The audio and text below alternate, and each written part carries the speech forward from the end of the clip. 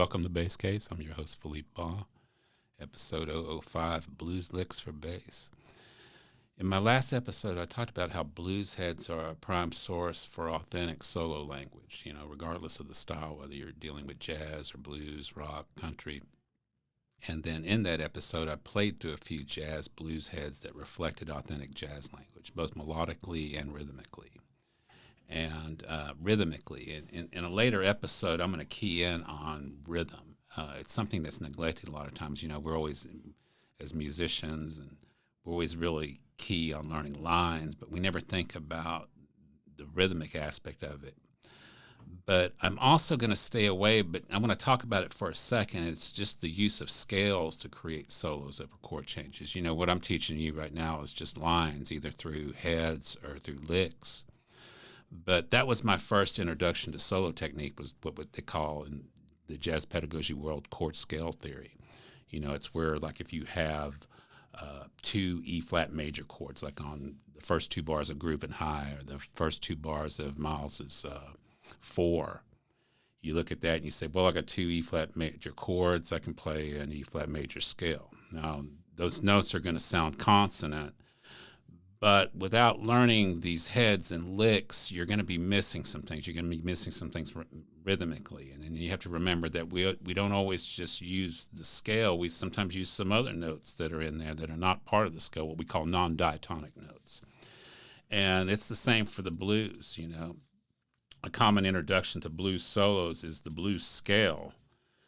But that blues scale alone generally won't give you what you want to make your solo sound melodic and sound bluesy. The heads and licks that I'm about to give you, they give you that rhythmic design and phrasing that your solo needs. And just, like everything else, sing these things, like we were talking about that last week, about how I was thinking about that this morning in Bag's Groove, do dee, dee, dee, dee, dee, dee, dee, da. That line is absorbed into my system. And the more that these lines are absorbed into your system, the more likely you're going to play them with that same type of feeling that you're wanting. Now, these same 5 lines are going to help you with those aspects in your solo. They contain rhythmic interest, and they've got melodic content within them that speaks to the blues. One more aspect, too, and there's going to be some nice phrasing in here. And one of the biggest, concepts in phrasing is the use of space. So there's going to be a little bit of space on a couple of these lines. All of these lines are just 4-bar lines that you can fit on each of the 4-bar sections of the blues. Like last week I was talking about how the blues, I break it down for my students. The 12-bar blues is basically 3 lines, 4 bars each. There's line A, line B, and line C. You can fit these lines almost like a template into these areas. Okay, now one thing I want you to be mindful of, they are not a solo in and of themselves. They're more of like what we call cells. But they're going to help players start sounding the way that you want to sound when soloing over blues changes. And you can use them over other tunes, too. I'll be showing you that later. Oh, and as usual, because it's entitled Bass Case and I'm a bass player and I'm talking to bass players, they fit nicely on the bass neck, both electric and upright. And as always, check out my YouTube videos that correspond with these podcast episodes. Now let's get to these lines. I'm doing them all over a blues in the key of F.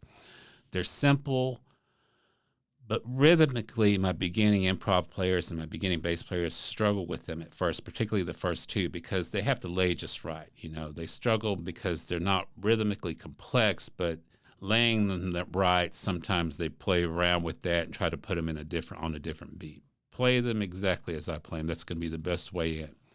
In the first 2 lines that I play, number 1 and 2, they start on beat 3, which tends to throw off some players because they're so, what my bass instructor wants to term root-itis. We as bass players, we want to lay everything on the downbeat of every measure. Well, these start on the first 2 do. So there'll be some counting involved, and get used to doing that. And that's going to be an episode later about how much counting. I'm going to do this episode on the importance of counting while playing and the importance of counting while I'm not playing. I count a lot when I'm listening to music. It keeps, as bass players, we're always in charge of the 1 of every downbeat. Okay, here's number one. Now it sits nicely in the middle of the neck fingerboard, and it's a basic call and response pattern that is a hallmark of the blues. You know, you're going to hear the line, and then 4 beats later, you'll hear the line, but somewhat differently. So here's number one. And here's the response. Okay, here's line 2. And there's that response back. Last line, here's the call. And responding back.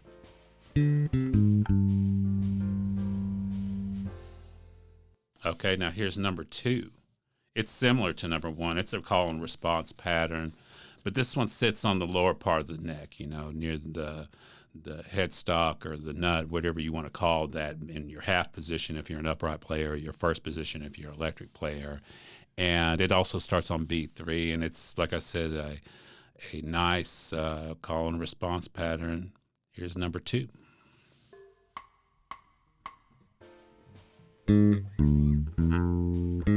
Now here's your response. Now we're on second line, call. And here's that response back. Last line of the blues. Here's the call. And that last response. Okay, nice. Now, number 2, notice something. I'm in an F blues, and that F chord, that F7 chord, has an A as the third. You know, you spell it F-A-C-E flat. But I've got that line, and I'm using that A flat. That's that blue note that you hear so much about, and that's what makes it sound so bluesy when we're doing that. Okay, now number 3, this one starts square on the downbeat, but it begins on a non-chord tone, a B. When you hear this line, it kind of riffs on that Baggs groove line that we worked with in Heads on the last podcast, on the last episode. So, and there's a little bit of space in this too. So here's number 3.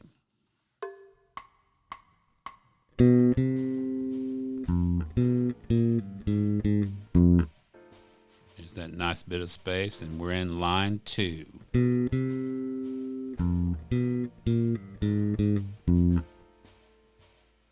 1, 2, here you go. Ba-doo-dee-doo-dop, ba-doo-dee-doo-dop. I mean, I could start adding bits and pieces of Sonny Moon for 2, you know, that Sonny Rollins piece that we talked about on the last episode.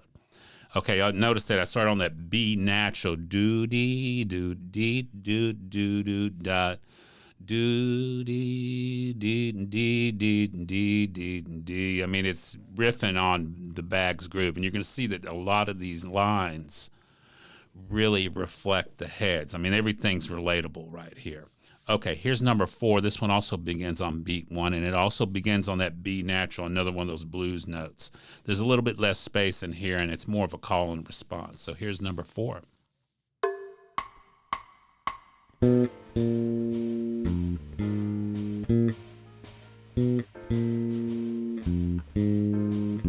Here's line 2.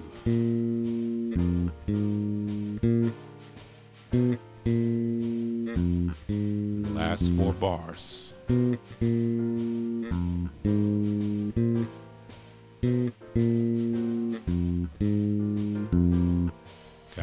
sweet, real easy, fits on the neck. Automatically, you start playing this, you start sounding like you're playing the blues, because in essence, you are playing the blues. Now, here's number 5. I talked about blues scale, and this uses the blues scale, but as always, with musicians of all genres, we want to hide the fact that we're using the scale, you know, and this one does it rhythmically. Now, some of my students struggle with this one because it begins on the and of 1, so there'll be a count of 1, 2, 3, 4, 1, ba-doo, doo, doo, dee, da, doo, doo, doo, doo. And it's just running that top end of the blues scale, basically the first 4 or 5 notes of it. It's scalar, but like I said, it masquerades because of its rhythm. So here is number 5.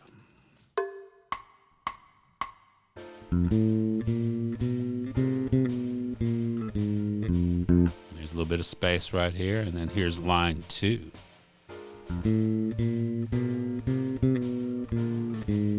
I could fit in boo-doo-dee-doo-wop.